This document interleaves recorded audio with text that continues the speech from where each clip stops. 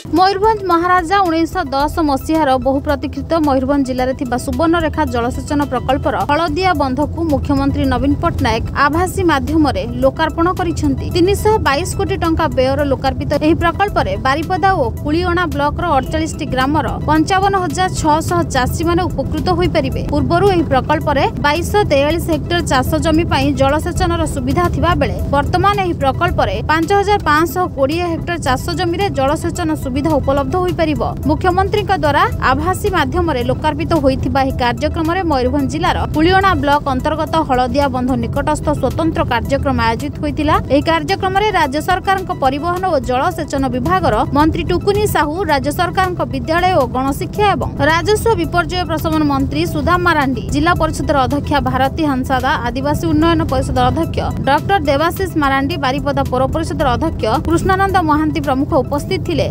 मयूरभंज जिलार जो बहु प्रतीक्षित हल्दिया डैम आज माननीय मुख्यमंत्री कमल इनागुरेसन कर संगे खैरबंधन ISS प्रोजेक्ट सुवर्णरेखार सेकेंड फेज फाउंडेशन दि जाइए।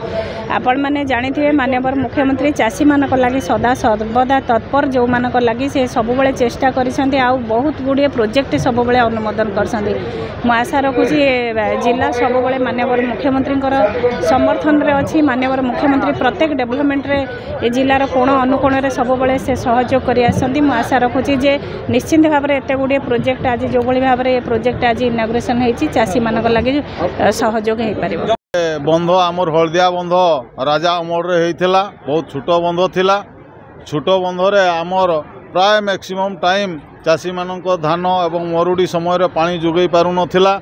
ये सुवर्णरेखा प्रकल्प हवा परे एबे ए जो आज लोकार्पण करागला आमे चाषी माने बहुत बहुत बहुत खुशी एइथिपाई जे आमे सुवर्णरेखा जल प्रकल्प द्वारा आमे खरीफ रबी चाष करि पारबा एवं सबु चाषी माने एतिरे एंगेज भी रहिबे एवं समस्तंकार उज्जवल हबो आगामी दिन रे एवं ये बंध वर्ष वर्ष धरी चलबो। सेतिमाय आमे बहुत बहुत बहुत खुशी आगिया। मयूरभंज सुब्रत प्रधान का रिपोर्ट कामयाब टीवी।